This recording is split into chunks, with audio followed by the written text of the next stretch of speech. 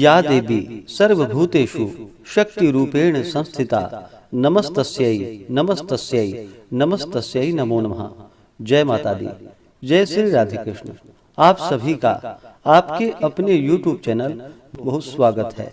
आइए आज आप सब सुनेंगे नवरात्रि के तीसरे दिन श्री दुर्गा सप्तशती चौथे अध्याय की कथा।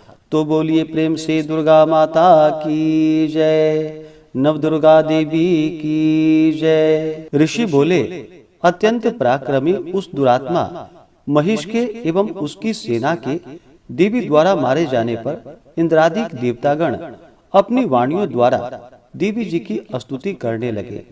जिस देवी जी ने अपनी शक्ति से सारे जगत को व्याप्त कर लिया है, जिसका स्वरूप सभी देवताओं की शक्तियों का समूह है, सभी देवता एवं महर्षि जिसकी पूजा किया करते हैं, उस अंबिका देवी को हम प्रणाम करते हैं। वही देवी हमारा मंगल करे, जिसके अतुल प्रभाव का एवं बल का भगवान शेषनाग, ब्रह्मा तथा हरि भी वर्णन नहीं कर सकते हैं। वह चंडिका देवी सारे जगत के पालन के लिए तथा अमंगल के भय के नाश का विचार करे।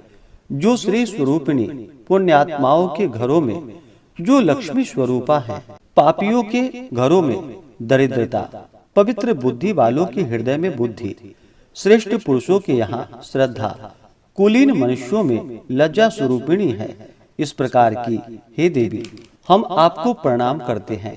हे भगवती, आप विश्व का पालन करें। हे मातेश्वरी, आपके इस अचिंत रूप का असुरों के क्षय करने वाले आपके महान पराक्रम का एवं देवता तथा असुरों के सामने संग्राम में किए गए आपके अद्भुत चरित्रों का वर्णन हम किस प्रकार कर सकते हैं। हे भगवती, आप संपूर्ण जगत का कारण हो। सत्व, रज, तम इन तीनों गुणों वाली होते हुए भी आप अजय हो। दोषों के कारण हम लोग आपको जान नहीं सकते हैं। हम तो क्या विष्णु, शिव आदि भी आपका पार नहीं पा सकते। आप सबकी आश्रय हो एवं आप आद्या अव्याकृता परा प्रकृति हो। हे देवी जी, सभी यज्ञों में जिसके उच्चारण करने से सभी देवता तृप्त होते हैं, वह स्वाहा एवं पितरों को तृप्त करने वाली स्वधा आप ही हो। मोक्ष का कारण अचिंत महाव्रत स्वरूप हो। आप संपूर्ण दोषों से रहित, सभी इंद्रियों को वश में करने वाले, तत्व को ही सार जानने वाले मोक्षार्थी मुनिजन जिसका अभ्यास करते हैं, वह भगवती परा विद्या आप हो। शब्द स्वरूपा हो, परम पवित्र ऋग्वेद, यजुर्वेद एवं मनोहर उद्गीत के पदों के पाठ से युक्त सामवेद का आप आधार हो। वेद त्रयी देवी हो। शह ऐश्वर्यों से समस्त आप भगवती हो। सभी शास्त्रों के सार का ज्ञान कराने वाली हे देवी आप मेधा हो।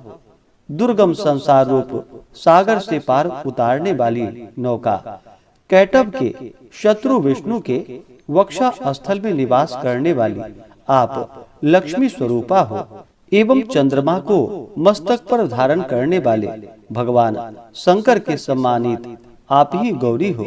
यद्यपि आपका मुख स्वर्ण से भी उत्तम कांति से सुंदर तथा परिपूर्ण चंद्रमा के बिंब का अनुकरण करने वाली निर्मल मंद मुस्कान से शोभित है, तथापि इस प्रकार के चंद्रमुख को देखकर क्रोध से परिपूर्ण महिषासुर ने झट ही उस पर प्रहार कर दिया।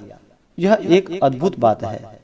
उससे भी अतीव अद्भुत एवं विचित्र बात यह है कि जब वही मुख क्रोध से युक्त हो, उदय होते हुए चंद्रमा की भांति लाल लाल था, तनी हुई भौहें अति विकराल थी। ऐसा देखकर महिषासुर ने अपने प्राण तुरंत नहीं छोड़ दिए। भला कौन होगा जो क्रोधी यमराज को देखकर भी जीवित रह सके। हे देवी जी, आप प्रसन्न हो। आपकी प्रसन्नता से जगत का अभ्युदय होता है और क्रोध भर जाने पर से आप तत्काल ही कितने कुलों का नाश कर डालती हैं। सर्वदा उन्नति दाता देवी जी, आप जिन पर प्रसन्न होती हैं, वे ही देशों में सम्मानित होकर धन तथा यश पाते हैं और उनका धर्म भी शिथिल नहीं होता है। आपकी कृपा द्वारा ही पुण्यात्मा पुरुष धर्म संबंधी कार्य प्रतिदिन किया करते हैं। आपकी कृपा से स्वर्ग लाभ होता है। इसी कारण आपसे बढ़कर कौन है। सबके लिए उपकार करने वाली हो, आप सर्वदा दयामयी हो। ये राक्षसों के वध करने से जगत सुखी हो। ये राक्षस कभी नरक के लिए चिरकाल तक भले ही पाप करते हों, संग्राम में इनका वध आपने इसलिए किया है कि मुझसे मारे हुए यह स्वर्ग में चले जाएं। यही मन में रखकर हे देवी जी, आपने असुरों को केवल देखने मात्र से ही भस्म नहीं कर शत्रुओं पर शस्त्रों का प्रहार क्यों कर दिया। इसका भी कारण होकर वह उत्तम लोक में मरकर पहुँचे। इस प्रकार आपके यह विचार अति उत्तम है। आपका शील स्वभाव दुराचारियों के दुष्ट स्वभाव को निवृत्त करने वाला है और आपका रूप अचिंत्य है। आपकी अन्य किसी के साथ तुलना नहीं हो सकती है। आपका पराक्रम तो देवताओं के पराक्रम को नाश करने वाले दैत्यों को नाश करने वाला है। इसी प्रकार आप शत्रुओं पर भी दया किया करती हो। आपके पराक्रम की तुलना में हे देवी किसके साथ हो सकती है।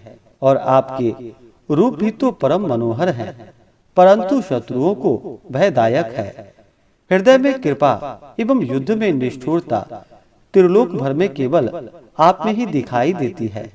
हे देवी जी, शत्रुओं का नाश करके इन सारी त्रिलोकी की आपने रक्षा की। संग्राम भूमि में उन दैत्यों का विनाश करके उन्हें स्वर्ग में पहुंचा दिया और हमारा भय भी दूर कर दिया, जो कि हमें उन्मत्त दानव डराया करते थे।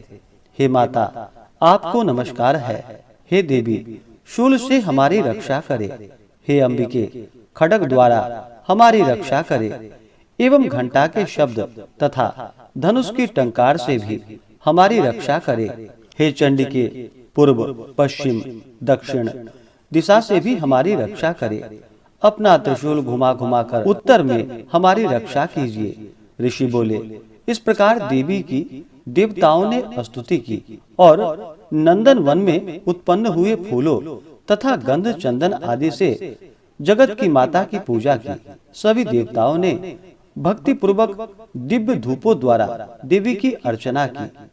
तब देवी प्रसन्न मुख होकर उन देवताओं से बोली कि हे सभी देवताओं, अपनी अभिलाषा के अनुसार आप सब हमसे वर मांगे।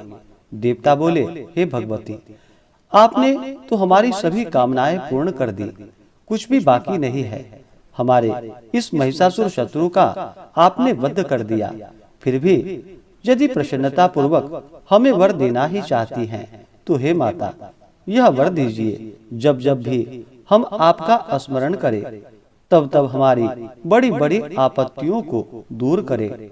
हे प्रसन्न वरदे मातेश्वरी, जो भी मनुष्य इन स्तुतियों द्वारा आपकी स्तुति करे, उसे वित्त रिद्धि विभव दीजिए। हे अंबिके, हम पर सदा प्रसन्न रहिए। ऋषि बोले, हे राजन, जब देवताओं ने अपने तथा जगत के कारण के लिए इस प्रकार वर मांगा, तब उन्हें तथास्तु कहकर भद्रकाली अंतर्ध्यान हो गई।